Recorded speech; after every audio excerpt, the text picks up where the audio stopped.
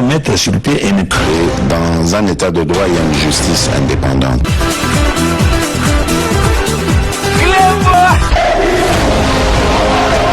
Ce n'est pas pour rien qu'il faut des conseils.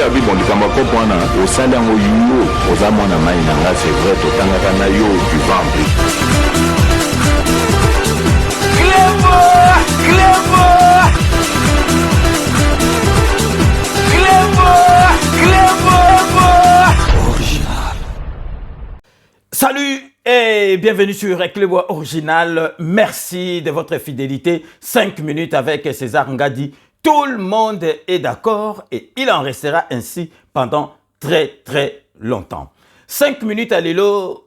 Boye Bike ezali deuxième émission Nabiso il y a année 2023 donc lobby to salaki émission il y a liboso lelo yami balé donc Boye Bike tout le monde sera de nouveau d'accord na 2023 pour na 5 minutes donc bozozwa émission Nabino chaque jour donc lelo nazali kamwa na kanda mukie. Lelo nazali kamwa na kanda muke. Émission na salaki lobby précédente émission na ngai ezalaki po na tirer attention na bino banamboka. En particulier banamboko balingi donc mboka na bango baza na patriotisme o balingi Félix Antoine Tshisekedi donc de surcroît soki olingi Félix Antoine Tshisekedi olingi mboka na yo parce que ye mutazo représenter mboka na biso et puis makambo azo sala donc bandakala et salemate.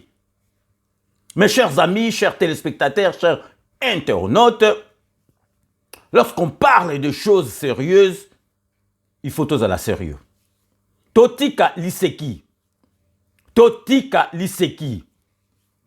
Ngai awa, je le dis avec véhémence, na kriakango, je suis fasciste de conviction.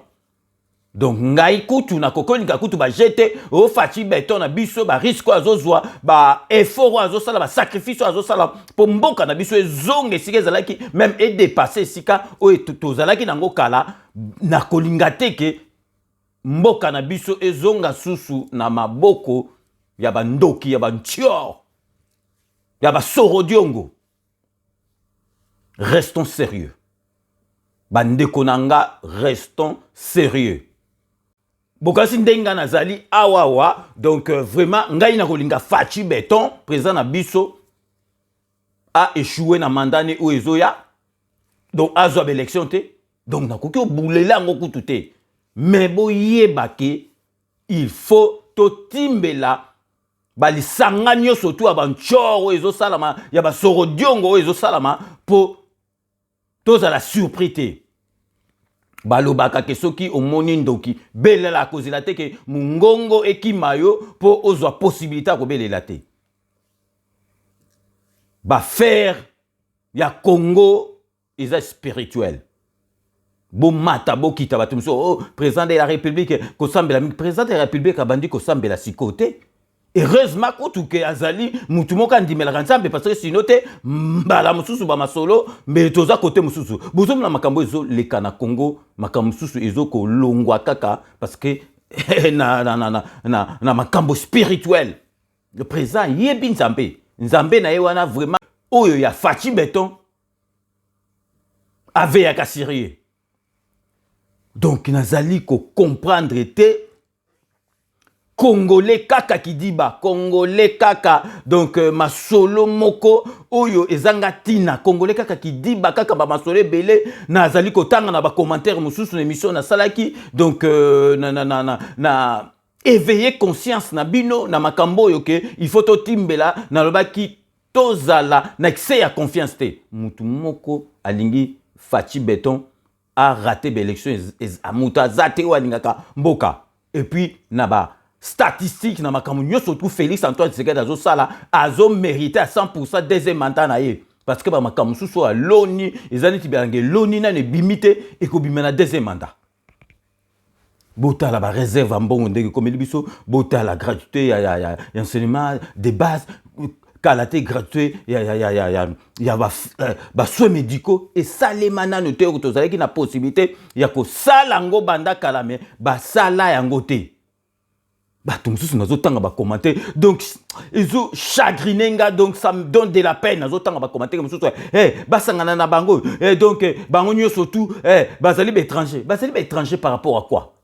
Mais si bazali ke étranger, mais il fallait pas toper sa bango ba passeport, toper sa bango ba carte d'identité. Donc bazali étranger, te bazali na mboka na biso so bazali étranger, mais ezali na ba origine na bango mais bazali ba congolais. Donc siko bino bozo ba katumba étranger, siko nana pesa ki est possibilité à passeport. D'autant à zokota na mboka te azangaki passeport. Nana pesa ki est possibilité à zonga na mboka sur passeport.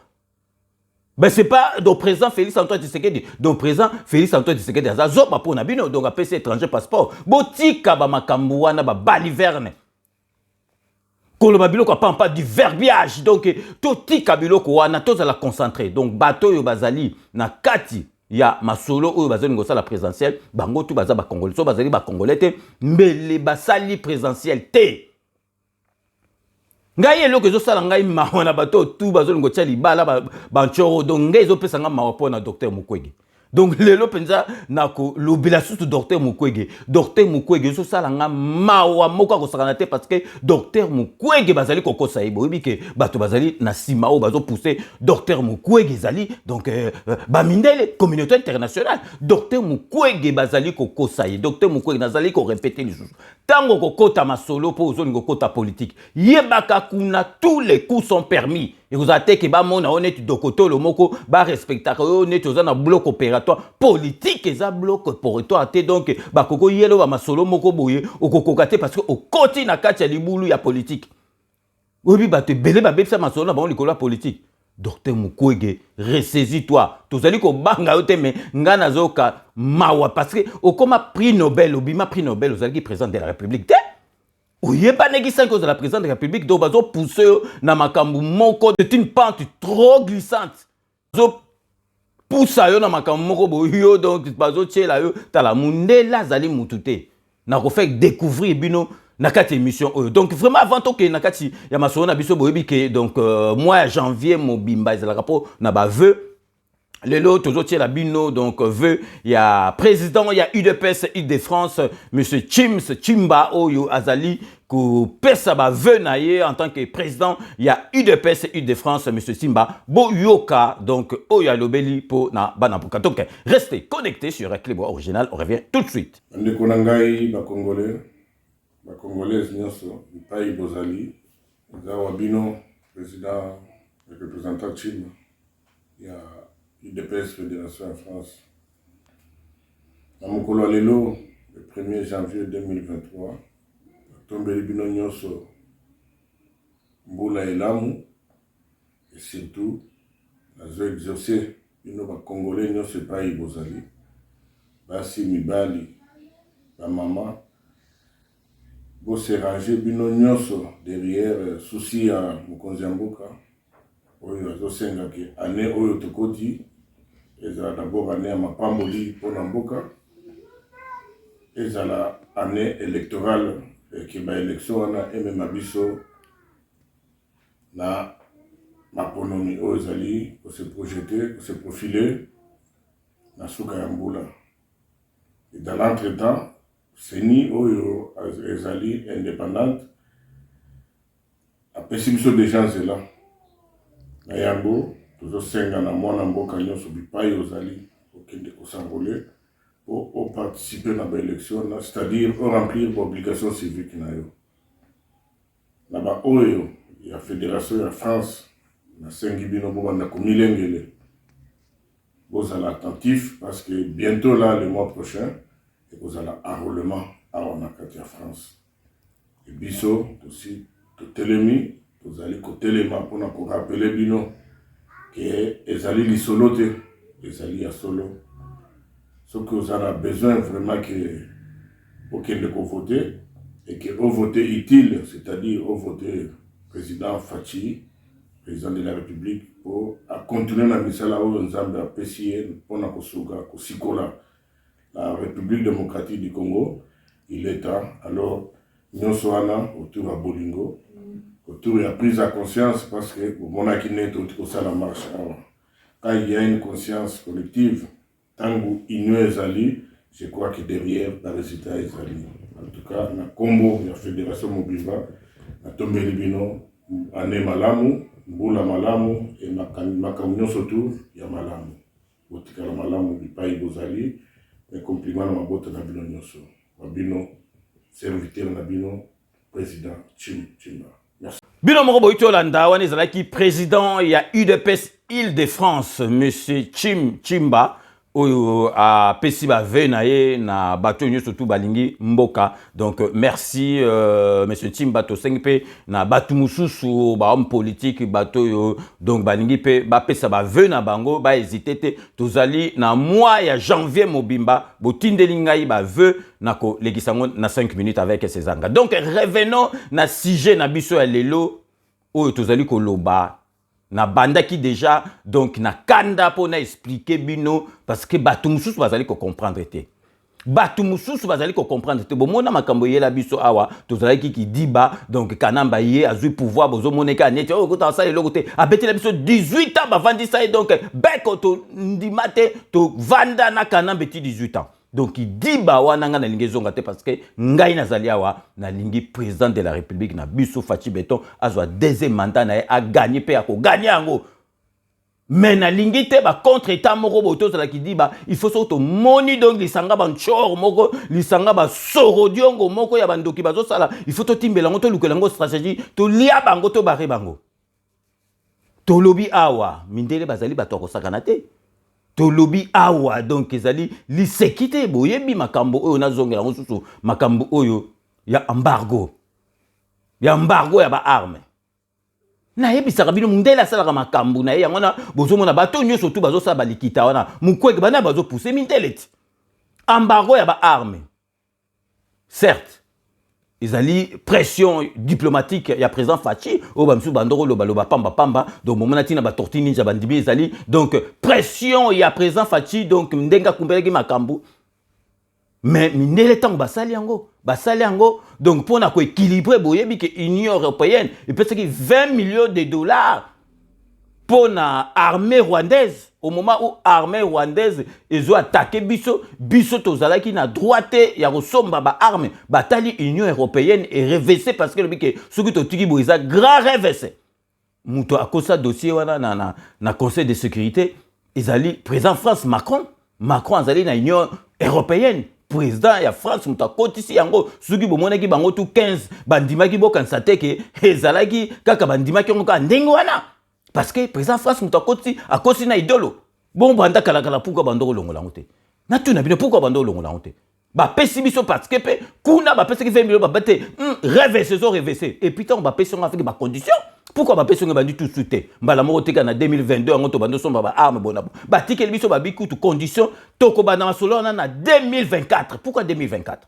Pourquoi 2024? Toko bana na 2024 à condition ben élection et les kamalam. Donc bazo bouler. Bazo boule ba makambo ba osala ke et pesa ke soki marque ndenge nini il faut ko boulaka makambo tout to solo là qui parce que e umela ki trop embargo e umela ki trop et longue grâce il y a Félix Antoine Tshisekedi Fachi Beton donc wana mutako longola ngote mais ba pesi yango na marque nini pour comprendre que ba mindele baza ba faux batu moko so ba sali likambo ba boulaka masolo musu na sima bato nyoso tu o wana bomoni o ba zali ko sangana wana nani azasima na bango nani azali sima na bango. Et ça, communauté internationale, c'est ça, Simana Bango.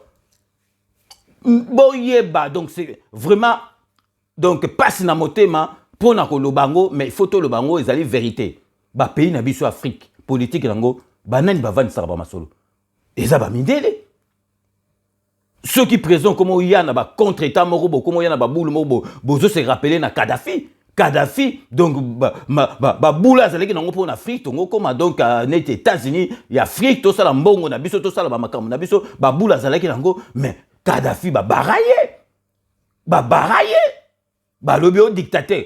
Moi je préfère na dictateur ya ndengo wana peuple za la malamu, bobi avantage ni du peuple libyen zaleki nango, aussi si donc na niveau diplôme na yo, donc tango zo boulot te bazo futa yo, donc mbongo oyo ezo correspondre na diplôme na yo na muto azo sala boulot et puis ton ozo sisa déjà donc ozo sisa chik ba pesio mabele ba tongilo ndaku kuna kura ba futarate mai ba futarate donc botala na mboka siko ba libe ba koma ko lela na munoko mboka mais ba kosa ba vraiment idole ke abo za libérer parce que président na bino azabo donc communauté internationale ba bulanko baza ba tocha confiance te bino ton bozo mona bato bazo sangana trois bato basangani donc bozo mona ke Katumbi za côté kuna donc Mukwege za côté kuna donc Fayulu za côté kuna donc Kamere neti donc Kabund et puis Kanambe pas na bango donc bino bozo kansango donc il faut to zongo ka neti théâtre mais faut to timbela masolo Mukwege azalaki na kati ya masolo na ye na ba bloc opératoire banani bazo pousser ezali bamindele mutu bazo pousser mais Mukwege nazo lobelo lisusu ozo sala erreur moko ya kosakana te mindele bazali kokosa o parce que okosambwa na ba niveau moko donc okokate parce que Fachi Beto akolia yo et puis sikoyo okobebisaka masolo na okosongola subula opératoire yo mtozui goût ya politique kuna donc tous les coups sont permis bako bimisolo lisolo moko boye okolongola ngote donc vraiment mboka na biso na yebite distraction bato zo mona kaka ils prennent tout à la légère donc bato bako ça iloko te baza étranger so pourquoi bazo tia libaya so baza étranger donc bazo tia libaya te boutika donc tous ala quand même na émotion to tika émotion donc tout masolo ye au koti au vandi au boulelango makambo ondeke des abonabo tozo boulete kaka boye bomona mboka na biso ezali ko changer ata e ko changer comme aneti potote mais makambo ya kala eza ndenge moko te botala affaire ya Didi Kinwano donc na ba indie wana ba botola donc kiboba na yebo a porté plainte a gagné bozomona yemo ka reconnaître que non justice penze comique donc ceux qui oza na nani ceux qui oza na raison na yo ko gagner boka nanu Didi Kinwani donc ndeko ya Masamba Kamitatu donc oyo azali ko expliquer pour comprendre que masolo est comment changer mais batu oyo ba contre-état bato ba fakwa ba donc ba sorodiongo ba kokolinga makambo Fachi azo sala te ba kokolinga te balingi bazongela masolo na bango te ba sala désordre ko yiba ka balikonda parce que Fachi akangi ba trunyo surtout IGF e kwela ka batutu donc ba kondimaka te Congolais to la mukato tika kidiba to tika émotion bino moko bolanda Didi Kinwani oyo azali koloba qu'il est na réseaux sociaux ezali ndenge wana te boyoka vraie version nga na gagné procès contre ba libanais ba installé ngai epai na ngai la parcelle na ngai cadastrée 2047 ezali na boulevard du 30 juin numéro 144A lokola na gagné bango na justice ba libanais bakei koluka 25 plus de 25 brigands baya kokota na makasi po baya kobotola ngai dak nanga baye balati bakagul banini tout ça là bakolakisa bino ba photo siko bakuti nde résistance et ça la mipike chance peke kuna na kati leki na ngai Masamba Kinwani a fungola bureau privé na ye kuna aza gardé par JR pendant que ba JR bazo maîtriser batwana nde bato wana bazwi kaka nini wana nini image wana balargango na réseaux sociaux baligi politiser yango mais comment les gens peuvent être comme ça bagarde wana baza bagarde na ngai te bato wana bakoti baza criminel bayaki sauter mur ya voisin yango ezaka même libanais oyo na gagné bango contrat soki boleki na boulevard bokomona na côté na ngai bakomi na côté na bango pe bako partout place bazali baza toujours na ba problème ata na ba protestant bazo samba na ba protestant partout place bazo ken alors batanding wana photo sala na bango attention tout a osiko na zoko yebisa boy soki ngai na kufi boye basiko ke tala ba libanais wana bako tindela ngai bato baya ko boma ngai bana mboka boye basiko déjà que bazo luka baboma Didi Kinwani pour a gagner procès na balibanais. Donc bino mo boto landa donc justice ezandeka kala te etakala oko gagner ba masolo na te Donc mundele azali mutu moko azalaka na baboule soka sali bo azana baboule na yebisi bino makambo embargo awa. Donc basali yango siko bamoni ke moye basali ezate pression Félix Antoine Tshisekedi amando na niveau diplomatique bango mo ba komondima batala siko ke donc pays o bazali ko funda bozo pesa bango 20 millions de dollars na armée na bango ezali donc eloko moko ko simbate allez ba se rattraper siko il fallait ba longola biso embargo yo quand siko France a koti ba masolo ko na kota ke on pam a kotisi yango donc bango tout bandimi kansi bandima indenge na idéologie ya président France a epsé bango mais siko ba pesa na ba condition ego na 2024 il faut battre ndenge ba élection za donc tout cas non netika kabana mike netika kabana mike donc siko soki bato bazali ko sangana boye bino bozo komona on est photo timbelaka tozali wana pona fachi tolingi fachi fazo pe akozwango mais soki likambo moko likopa moko zo salama to timbela to tika émotion to tika distraction parce que masolo oyo ya mboka na biso ndenge ezali ko kene soki to raté décollage to redécoller te na mboka na biso avec fachi boyo kama na zo sabino mboka wana ko bongaka lisusu te parce que mboka bebaki fachi beto mutu azolinga azongisa mboka na biso soki to raté na fachi neti masolongo ezakaka pouvoir fachi ezakaka donc ya nzambe za masolomo spirituel nzambe akobatela fachi akopesa ye masolongo surtout pour akeniti na suka na zo soki to raté na fachi nzambe na ngai vraiment nzambe yokela Kongo mawa yo moko yebi sika to witi soki to raté na fachi nakanisi mboka ane ko bonga le soute. Donc to marqué pause publicitaire il y a ba partenaire na biso. Donc restez connectés sur Reclebois Original, on revient tout de suite.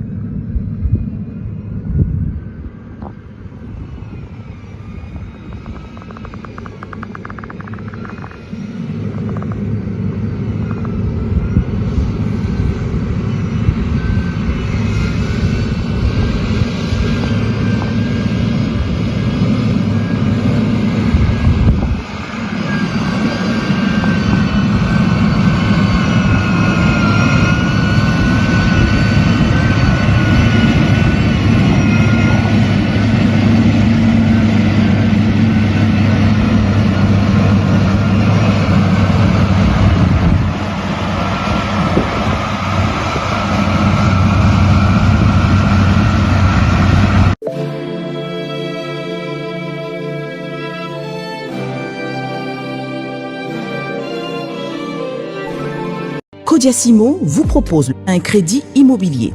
Vous êtes du Congo ou de sa diaspora? Vous désirez devenir propriétaire en RDC et faire construire votre maison en toute quiétude? Obtenez votre crédit, puis commencez son remboursement uniquement dès la livraison de votre maison. À la Cité Kimia, nos maisons seront toutes construites aux normes internationales. Située à seulement 25 minutes de l'aéroport de Njili, 10 minutes de Safari Beach, au cœur de cette cité moderne, vous y trouverez aussi un centre commercial avec plusieurs commerces de proximité. Nos bureaux sont situés au 173 avenue Mutombokachi, dans la commune de la Gombe, référence rond-point Forescom. Venez dès à présent réserver votre lot dans ce nouveau havre de paix à Maluku, ce nouvel Eldorado au Congo. Codiasimo, la meilleure adresse pour construire la vôtre. Kilelo, qui t'apparte, pichu qui t'engue. Tu as opé un appartement dans la poto. Solution mon ami. Aux en posa ya salle à concert, salle ya mariage, pichu qui t'engue appartement. Au salle location à restaurant, au benga qui t'apparte, pichu qui t'engue appartement. Aux en posa ya événement, au défilé de mode, au ba maman baroya réunion, au sokinini. Pichu Kitenge, appartement qui t'apparte. Aux a besoin de louer terrain. Oh, na banda otumbaka tabanangai na nenga poto zone industrielle qui t'apparte Pichu Kitenge appartement. Olingi ofungola o ba bureau qui t'apparte Pichu Kitenge appartement. Numéro de téléphone 0033 75 14 32 126. Benga na qui t'apparte Pichu Kitenge appartement.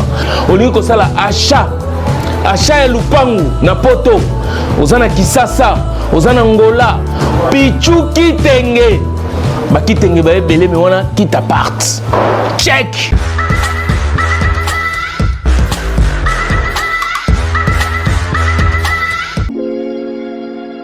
Sepela TV ezali décodeur ya Banamboka.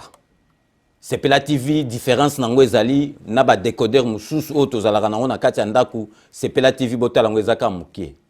Eza mukie olingi ko voyager ozu yango o voyager nango. Parce que ba décodeur o biso tozalaka nango evandika na ndaku mais Sepela TV déjà eza mukie botala ozu o kolisi yango ka na poche na kosi na poche à veste o voyager o memi yango partout dans le monde ici que vous kende. Donc vous avez besoin il y a câble HDMI, courant na internet. Internet est comme partout, courant est partout. Donc il y a plus de 500 chaînes surtout à Kitoko. Bilengi ba choix ya congolais kaka mutaoye bango. Donc congolais kaka mutaye bango. Congolais kaka mutaoye ba elengi nini yo kaka. Donc congolais kaka mutaye bango. Donc c'est relative ça. Il y a Banamboka. Bozwa abonnement nango, okozwa ngo ya ne mobimba, okozwa ngo pe par mois, au bengi bango na ba numéro na bango bozali komona. Donc Sepela TV, ezali décodeur ya yo ya ngai. Donc ezali ya étranger ezali ya Banamboka. Avec Sepela TV, tout le monde est d'accord et il en restera ainsi pendant très longtemps. Bienvenue dans le monde de Sepela TV. Sepela TV est le décodeur qui vous permet de suivre les chaînes du Congo en direct de la diaspora. Wami Business, votre agence de fret maritime et aérienne.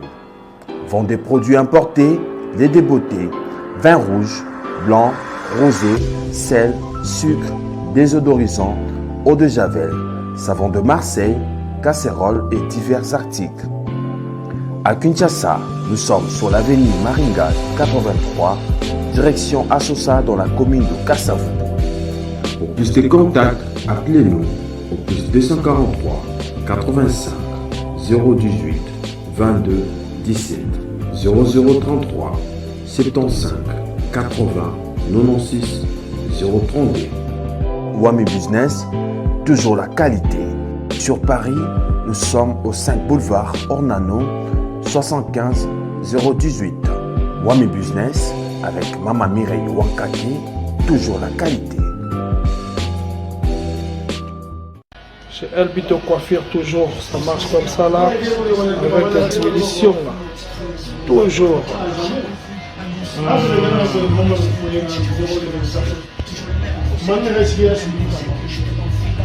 Salon number one, chez Elbito Coiffure. Il coiffe avec sourire, il coiffe avec noblesse. Chez Elbito Coiffure.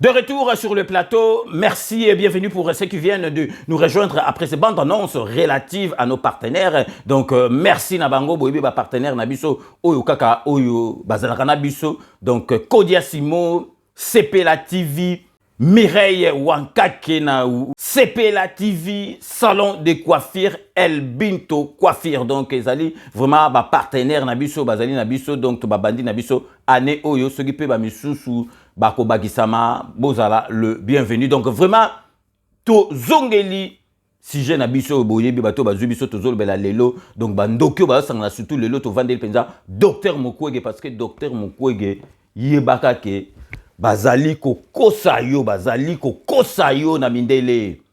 Bazali ko kosa yo masolo bazo mema yo. Donc eza masolo na yo te Docteur Mukwege okoma obima prix Nobel de la paix ozalaki président de la République te. Oyo bazo mema yo wana oyebi combien de ba père bato bela zaki ne fonctionnaire moko ya haut niveau bien secrétaire général na l'état atiki boulot na ya kenda politique pas mona kaka un mois ou bien soki ndenge ni mbala moko a longwa donc a perda tout.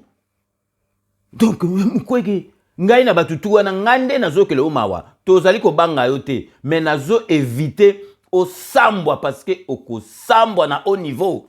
Mukwege masolo o eza yo te masolo o eza yo te zonga na boloko prégatoire o bongsaka ba plan ba mère oyo donc ya côté ba est wana za no soki pe ba moko ba goûtage to yebite mais tikala na masolo wana. Parce que ma solo ozo mema wana Mukwege oko sambwa na ba niveau moko donc oko comprendre que ba mindele baza ba faux bato ya kosakana te. Dès que tozo sabino nga naza fasciste de conviction nazali sima ya Félix Antoine Tshisekedi naloba kongo avec véhémence. Na ko changea ka jamais bo zelate que un jour nga na changer discours président de la République ati katango rotika mandat na ya komi donc ex-président na ko zalaka kaka na ye parce que na yeba ya avant comme président de la République donc na zalia wa na zana souci makasi bino bozotala nga bozolo baba misusu bazana souci nga na zana ngote mutu moko te kutu donc nga na ko boule kutu te président de la République akatana donc mboka na biso ezonga sous pas yaba ndokyo bazalaki on a basali 18 ans ou sali 18 ans bosali lokote donc en tout cas congolais le baka congolais donc aza naïf ou bien congolais aza dupe donc mutasali 18 ans sali lokote azo senga sous zonga bongo o asali na 18 ans te donc ayo salango siko mais congolais bolamuka o qui dit bakolo bolamuka 18 ans sali rien donc siko azonga ayko sala lokoni donc na la sabino bo mata bokita élection au 2023 donc décembre salami programmation décembre salami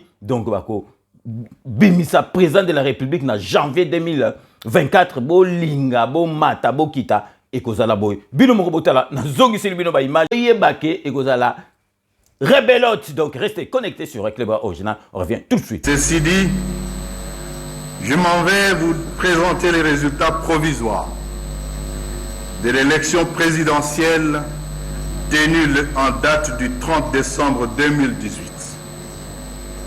et rendue publique par la décision numéro 001 bar CENI bar BUR bar 19 du 9 janvier 2019 portant publication des résultats provisoires de l'élection présidentielle du 30 décembre 2018. Élection présidentielle de 2018. Résultats provisoires. Nombre total d'électeurs attendus. 38 542 138. Vous comprendrez que on devait avoir 40 140 000. Mais n'ont pas participé à l'élection nos compatriotes de Yumbi, Beni et Butembo. Nombre total de votants 18 329 318. Taux de participation 47%, 47,56%. Bulletin blanc 48 498. Suffrage valablement exprimé 18 280 820.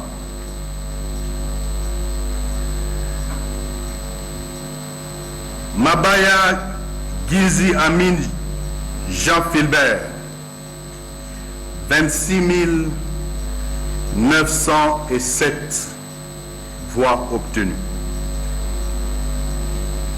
Il faut Kumputa Mpunga Marie-Josée. 27 313. Rajabu Tebabo Soborabo. 70 249. Fayoulou Madidi Martin. 6 366 732. Kazadi Lukunda Ngoube Pierre Honoré. 44 019. Kikouni Massoudi 7. 23 552. Kinkemulumba Trifon. 16 596. Loutadila Diavena Char. 20 182. Macheke Ngerekwei Sylvain Maurice. 14 337. Mba Maluta Joseph. 11 562. Bemba Francis. 15 013. Ngoy Ilunga Wansenga Théodore. 43 697. Ramazani Chadari Emmanuel. 4 357 359. Shekomba Okenge Aled Daniel. 26 611. 26 611. Tiani Kabemba Mwadianvita Noël. 23 548. Mokia Mandembo Gabriel. 15 778. Mpunga Mbomba Yves. 18 976. Badibanga Tita Sami. 26 722. Matungulu Mbuyamu Ilankil Freddy.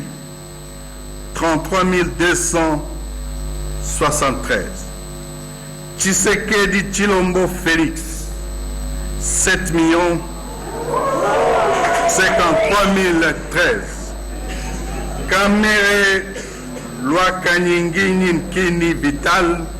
51 381. Ayant obtenu 7 51 013 suffrages valablement exprimés, soit 38,57%, et proclamé provisoirement élu président de la République démocratique du Congo, Monsieur Tshisekedi Tshilombo Félix. Obino bolandi ba image ezo sekisanga parce que Fayulu soka tali émission yo ba image na ganzi Fayulu a panzi télé na yo bia koi parce que vraiment ba image ezali mauvais souvenir ya Martin Fayulu. Donc ekoleka boye Seigneur Mbalo ekoleka kaka boye. Donc Fachi Beton akolia bango. Donc yango nazokela mukwege mawa mukwege tika na yo ba faire oyo. Tozali ko banga ote parce que okozwa kana yo te mais tozolinga carrière na yo bebate. Tikala na yo na bloc opératoire. Mbamindele bazali kokosa yo parce que masolo bazo memayo ezali pente moko trop glissante, très glissante même pas trop glissante pour na yo okokokaka yango te. Okokokaka yango te. Donc vraiment ba Congolais moni ngai nazali awa po na bino. Boye binga bato balanda be mission nga bandaka lanza objectif. Na kenda na masolo na sentimenté. Na yaka te po na flatterie ou bien po na kaka na ba vue. Donc na yaka so likambo ezali na kolobela bana mboka poto timbela. Ngai nazali fasciste. Nazali derrière président de la République. to mata to kita na kozalaka kaka na ye au vu ya ba résultat oyo président de la République asali na mandat na ye oyo ba réalisation asali malgré tout que boyebi que président de la République toko calculer ezaka deuxième année oyo sala ba 3 ans tout année les kaki na ko sala ba manœuvre ya koluka kaki azwa cour constitutionnelle azwa parlement azwa sénat donc a travaillé quitté. Donc, à se sacrifier, donc jusqu'à la limite que va barrer. Mais azalika ko sa soto la donc total pensa que donc yebara que boulot ya fatie bandi pensa na gouvernement ya sama lukonde. Donc avant wana izalaki ba masolo donc yazo sala guerre yazo bunda. Soki président zaki mutu moko kolo. Donc ba élection ba ko poussa ko. Mais président yebike yekutu bolongo la boulwana et puis yebike ako baka élection oyo et puis alinga kutu ba boulele ke oh ceux qui dictateur ceux qui ni yango bomoni ke azali ko respecter ma solo ango alingi ba élection ezala mais siko grand boule ezali to bo sanate grand boule ezali ya loi Tchani. Loi Tchani wana muteko kata ba masolo tout donc ata président lingango sikote avant mandat na deuxième mandat ne si la président de la République loi wana il faut les cas. Bilo Morbolanda ye mourazo expliqué ka ya Katumbi. Ça n'a rien à voir na ki congolais, rien à voir bon sur Moutabo a comme un président. Moutabo comme président toko suka wapi Bilo Morbolanda. Donc Noël Tchani azalaki na émission ya bosolo na politique que je salue petit frère propre. Donc vraiment Bino Mokobolanda bino moko bo comprendre penza que qui président oya Congo et bébé alors ceux qui penza ba Katumbi baleki a commis président Congo donc et parce que congolais yebi masolo oza faut mettant ba OPC mbongo donc congolais tant ba PC mbongo a changé a et commis B mwinde commis pembe likola mbongo akoboma yo moko ndeko na yo likolo ya étranger bino moko bolanda parti autoponé bino concernant ma solo oyo ya Moïse Katumbi. Donc restez connectés sur Club Original au réveil tout de suite. Est-ce qu'il est éligible pour être candidat à la présidence? Katumbi n'est pas éligible pour être candidat à la présidence de la République du Congo. Et je vais vous dire pourquoi. Allez-y. Nous l'avons entendu lui-même. Il y a des vidéos, je peux vous les envoyer, où il dit que son père est grec, italien, israélien, juif. Nous avons entendu soit lui, soit son copain là de Mouyambo. Il a dit qu'il était avec Katumbi, ils voyageaient ensemble et il lui a dit que sa mère était zambienne. Sa mère était zambienne. Moi, j'ai eu le privilège de rencontrer le frère de Katumbi, Monsieur Katebe Katoto. J'ai eu le privilège de parler avec lui. Je ne peux pas dévoiler donc les choses qui sont sorties des conversations privées. Mais tout ce que je peux vous dire, c'est que sa mère, elle est zambienne. Voilà quelqu'un dont le père est étranger. Vous confirmez. Le père est étranger, sa mère est étrangère, et on est en train de payer des chefs coutumiers pour qu'ils puissent faire des déclarations, dire que non, la mère, elle est originaire de telle famille royale, donc au Katanga et consort. Tout ça, ce sont des histoires payées avec l'argent. Mais au-delà de cela, sa femme est burundaise, tutsi burundaise, rwandaise. Pensez-vous que la République démocratique du Congo, en ce moment précis, où nous sommes attaqués par le Rwanda, par des Tutsis du Rwanda, pensez-vous que nous avons besoin d'un candidat à la présidence?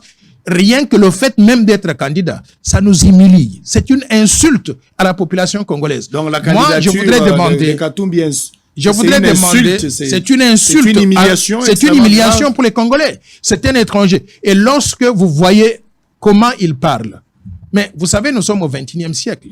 Nous sommes un pays francophone, même si vous me forcez à parler en lingala aussi. Il faut l'entendre quand il parle même le français sur ces télévisions étrangères qui lui accordent donc la parole.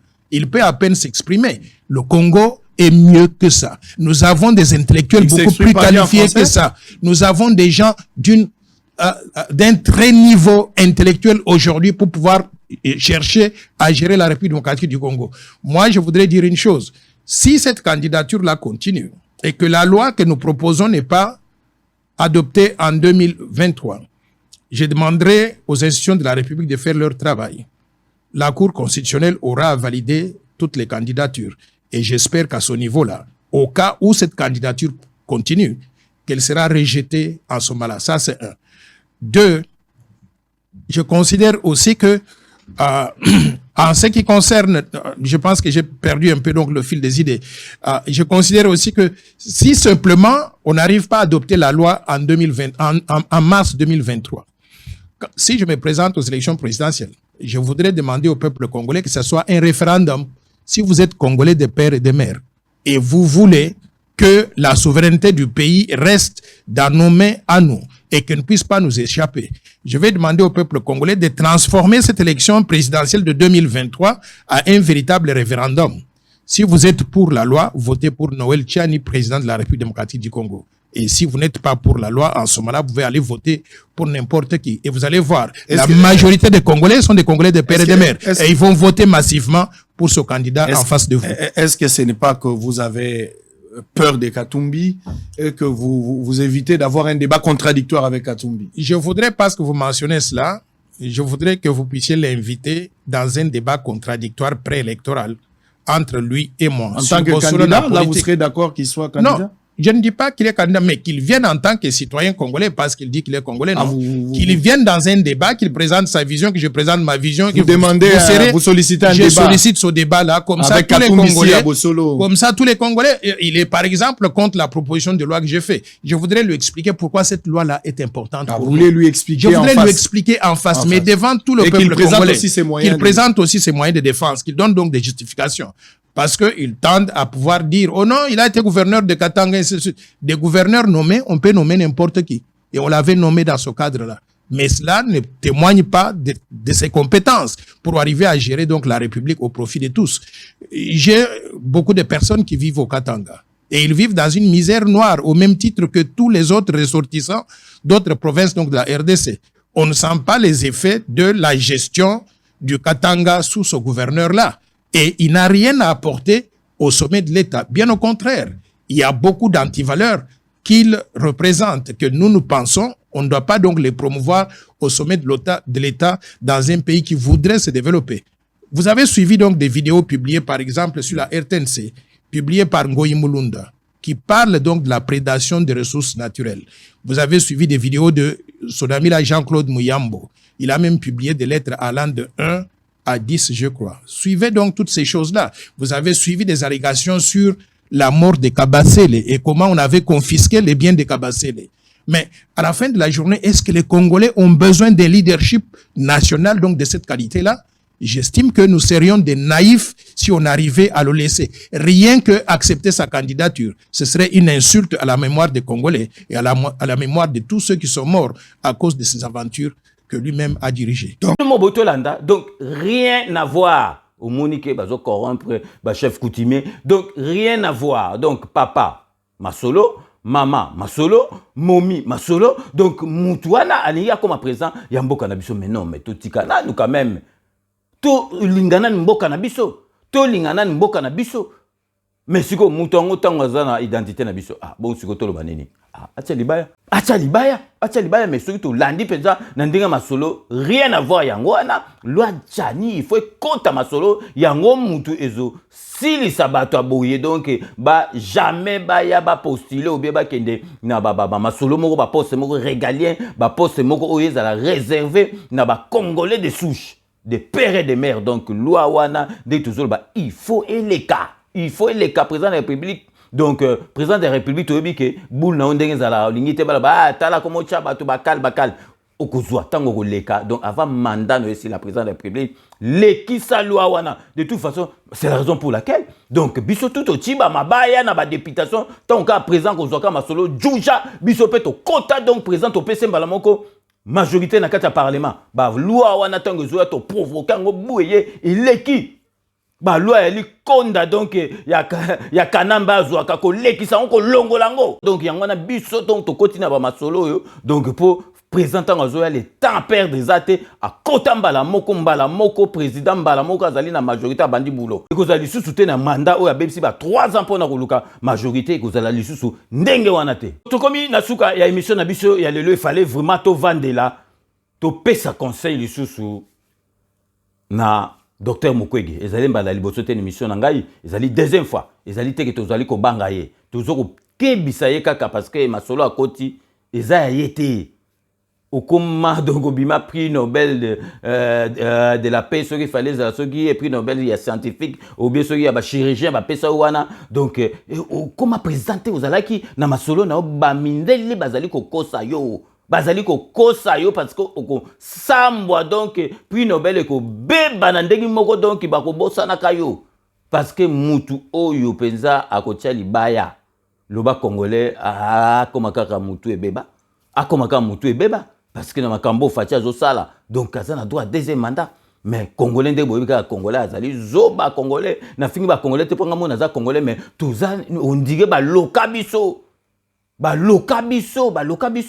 donc vraiment yango na lelo ezalaki vraiment tobeta sete na makambo oyo ya docteur Mukwege topesa sous conseil et puis na zongelela bato na sala quand même une mise au point na makambo na lobaki avant parce que bato mususu bazo zaka na distraction toyebi ke fatia kozwa mais ba masolo tout oyo donc ezo salama oyo ya ba tior ya ba soro diongo ya ba ndoki ya Congo soko bazo sangana il faut to timbela kabango toza ki dibate toza la teke so il faut que soki donc bazo sala ki ndoki na bango to bimeli bango donc to casser yango donc yango na vraiment il fallait ko beta sete lelo na makambo oyo penda ya ba candidature oyo Mukwege azo sangana na ba azo sangana na ba fakwa Mukwege osangani na ba fakwa osangani na bato moko bazali ya niveau na yo te donc yo ko sala masolo na bango te donc comme marque il y a les oiseaux du même plumage que yo za marque wana te donc lelo vraiment émission na biso to komi na suka ndenge na bakake je vous laisse le soin d'en tirer vos conclusions et de me faire parvenir vos commentaires comme d'ailleurs vous en avez l'habitude donc ceux qui to komi na suka boyebi avant to pesa ba remerciement na batu balandaka biso ko bandana nous na ba anniversaire lelo tozali nango mibale tozali ko pesa bon et joyeux anniversaire na petite sœur propre wana petite sœur nanga vraiment ya parlé donc il y a chic donc ba mona vient na bango ndenga banda wana baza ba petit sœur nanga montiki tozali ko pesa bon et joyeux anniversaire na Gisèle Diomi elle est toujours belle madame Lepa donc ozo kola me kitoko ezo silate parce que kitoko na yo banda depuis chic donc Gisèle Diomi vient na yo donc César Ngadi Kleboa grand prêtre a pesio ba bon et joyeux anniversaire donc Gisèle Diomi Wumela mona ba kokobele donc merci na couple na yo ndenge ozali toujours na mobile na yo Lepa donc Gisèle Diomi petit sœur propre bon et joyeux anniversaire toujours na même registre tozali ko pesa donc amba de makambo en bas de makambo azali na kati ya groupe na biso les amis de César Ngadi yipa azo fêter anniversaire na ye donc en bas de makambo mutu na ngai bon et joyeux anniversaire na yo donc siko tokoti na ba dédicace na biso na ba remerciement na bato tout balanda biso ndenge boyebi ka to banda toujours na honorable Jean Moutala na kati ya Londres honorable Jean Moutala merci na nyo surtout sala rapport na 5 minutes avec César Ngadi toujours na kati ya Londres ozali ko pesa Jano Matundu merci na nyo surtout au sala rapport na 5 minutes avec César Ngadi toujours na kati ya Londres Maria la beauté naturelle, Marie la beauté naturelle. Merci, Nanyo surtout au sale rapport na 5 minutes avec César Ngadi. José Kano Akikakamene, Maître Wera Mukuna, Maître Rajamoule, na Kati à Londres. Merci, Nanyo surtout au sale rapport na 5 minutes avec César Ngadi. Tika Siko Londres, Tokei, na Kati.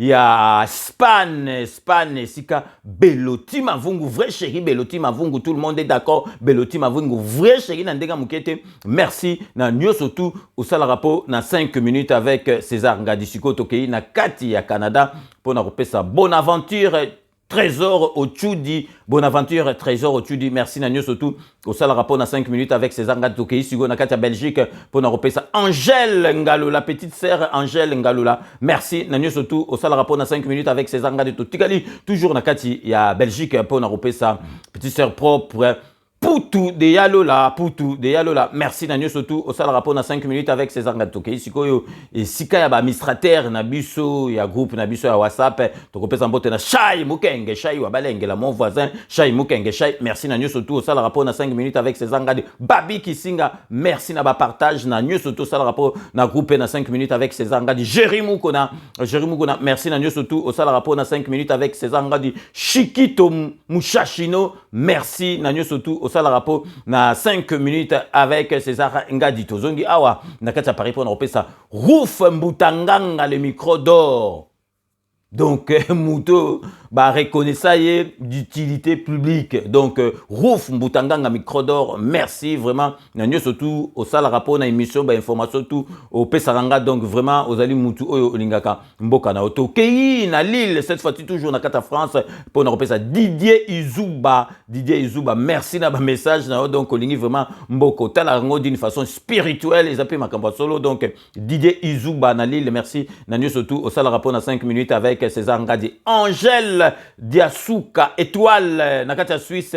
Angèle Diasuka, étoile, Nakatia Suisse. Merci, Nanyo Sotou. Au sale rapport dans 5 minutes avec César Ngadi. Tikali toujours, Nakatia Suisse pour nous repérer Zoro Mabiala, Ampangamoun, Zoro Mabiala. Merci, Nanyo Sotou. Au sale rapport dans 5 minutes avec César Ngadi. Zungi Awa, Nakatia Paris pour nous repérer Claudine Kanza, merci na ba conseil, merci na ba courage, merci na ma solo oyo to solo ka vraiment tout le temps donc eba ke kosimba Claudine Kanza, merci na surtout tout vraiment au sale rapport na 5 minutes avec César Ngatoke na kati ya Hollande pour nous repérer ça donc le producteur de renommée internationale parce qu'il y a ça producteur il y a international pour les lotis les lots abet sarbandoule Moutunangai, donc Mastanangai, Fridolin, bon Komo, Fridolin, bon Komo, donc merci. Na nyo surtout au salara vraiment pour na émission na pour na Mastana ba idolo parce que ça Moutumo vraiment il y a ba idéologie donc vraiment merci il y a trop Mastananga Fridolin, bon Komo. Siko to keina katia Suède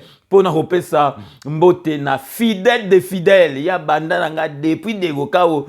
Maman Nabiso, Thérèse Kamani, merci Nanyo surtout au sale rapport dans 5 minutes et puis na monaki affiche pour na ko appuyer na makambo oyo na rochali baya ba députation na monaki affiche au salaki ya association na simanangai donc ya ONG na yo merci Thérèse Kamani yo banda nga lelo to zalaka toujours derrière nga merci à trop Thérèse Kamani kuna na kati ya Suède. Toke isiko tozungi lisu na kati ya Canada pour nous repérer Christian Lobanga.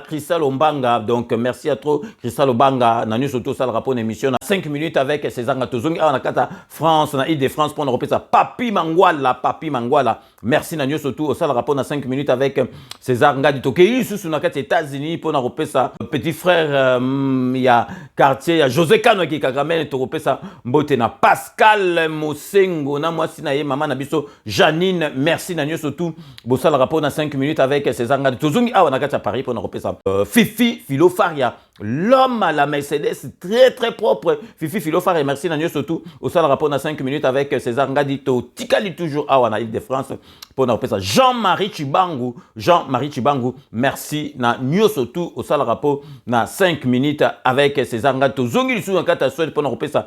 Igwe Chef Béton, merci Nanyo surtout au sale rapport na 5 minutes avec César Ngadi Boyebi kaka to sugisaka toujours na dokotolo na biso Jean-Paul Djamba oya présentaka émission qui toko na kombo ya Parlo Santé parce que santé et l'équilibre surtout santé ce que allez bien te okosala eloko morote donc merci na Jean-Paul Djamba. Donc nous sommes arrivés à la fin de ce 5 minutes avec César Ngadi de ce jour. Merci de l'avoir suivi. Nous allons nous retrouver avec grand plaisir. Donc, 24 heures pour un nouveau numéro. D'ici là, portez-vous bien et à très bientôt. N'oubliez pas, tout le monde est d'accord et il en restera ainsi pendant très très longtemps. Bobo Sanate, Kanambe, Akozwa, Masolo, Nambuchu, Penadikos.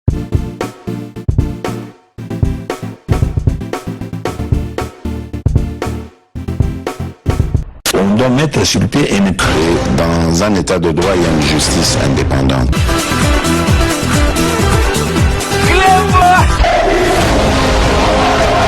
Ce n'est pas pour rien qu'il faut déconstruire. Oui, bon, les camarades, au salaire, aux amants, c'est vrai, tout le yo du ventre. Clément!